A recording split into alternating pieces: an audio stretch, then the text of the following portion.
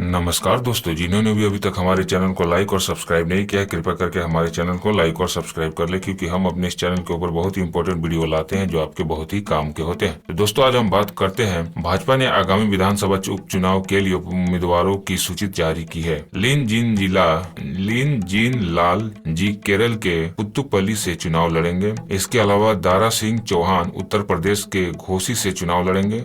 वहीं पार्वती दास उत्तराखंड के बागेश्वर से चुनाव लड़ेंगे। दारा सिंह पहले सपा में थे, बाद में वे भाजपा में शामिल हो गए। ऐसा माना जा रहा है कि घोसी से उन्हें ही पार्टी उम्मीदवार बनाएगी। भारतीय जनता पार्टी ने सोमवार को आगामी विधानसभा उपचुनाव के लिए उम्मीदवारों की लिस्ट जारी कर दी। लिस्ट के मुताबिक लीन जीन लाल जी केरल के पुथुपल्ली विधानसभा सीट से चुनाव लड़ेंगे। इसके अलावा दारा सिंह चौहान उत्तर प्रदेश के घोसी और पार्वती दास उत्तराखंड के बागेश्वर सीट से चुनाव लड़ेंगे। घोसी और पुथुपल्ली और बागेश्वर सहित 7 विधानसभा सीटों पर उपचुनाव 5 सितंबर को होने हैं।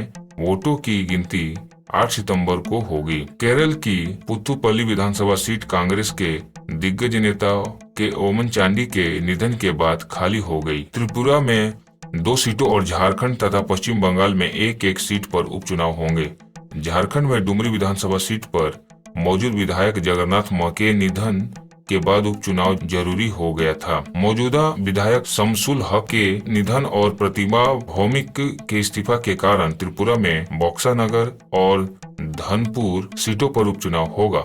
पश्चिम बंगाल में धूपगढ़ी विधानसभा सीट मौजूदा विधानसभा सदस्य विष्णुपद रे की मृत्यु के बाद खाली हो गई थी। उत्तर प्रदेश में 5 सितंबर को होने वाली घोसी विधानसभा उपचुनाव में दिलचस्प मुकाबला देखने को मिलेगा। यह सीट सपा विधायक दारा सिंह चौहान के इस्तीफा के बाद खाली हो गई थी, जो पिछले महीने राज्य की सत्तारूढ़ भाजपा में शामिल हो गए थे। दारा सिंह चौहान ने 2017 से 2022 तक मऊ जिले में मधुबन विधानसभा क्षेत्र का प्रतिनिधित्व किया। उन्होंने 15वीं लोकसभा में बहुजन समाज पार्टी के लिए घोषित सीट का भी प्रतिनिधित्व किया।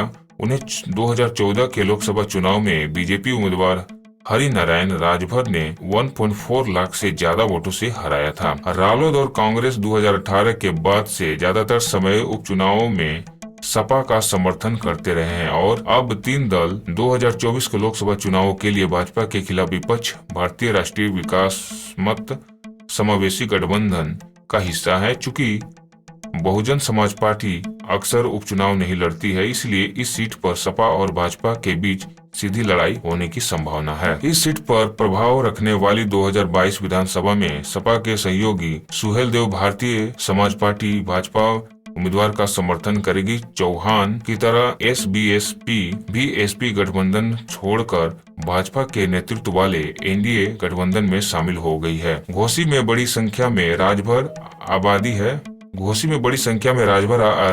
आबादी है, जो एसबीएसपी का वोट बैंक है।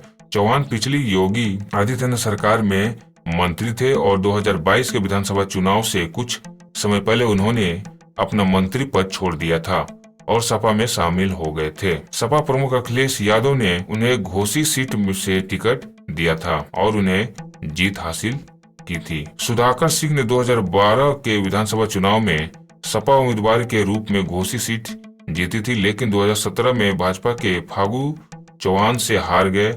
जब मेघालय के मौजूदा राज्यपाल फागू चौहान को 2019 में बिहार का राज्यपाल बनाया गया था, तो सुधाकर ने सपा उम्मीदवार के रूप में उपचुनाव लड़ा और भाजपा के विजय राजभर से हार गए। जब सपा ने चौहान को सीट दे दी, तो सुधाकर सिंह ने अखिलेश यादव के फैसले को दरकिनार कर दिया और चुनाव नहीं लड़ा। सपा के राष्ट्रीय सचिव राजेंद्र चौधरी ने कहा, हम चुनाव जीतेंगे क्योंकि जनता का समर्थन है हमारे साथ और भाजपा के खिलाफ है। तो दोस्तों, इस तरह के इम्पोर्टेंट वीडियो के लिए हमारे चैनल को लाइक और सब्सक्राइब करना न भूलें।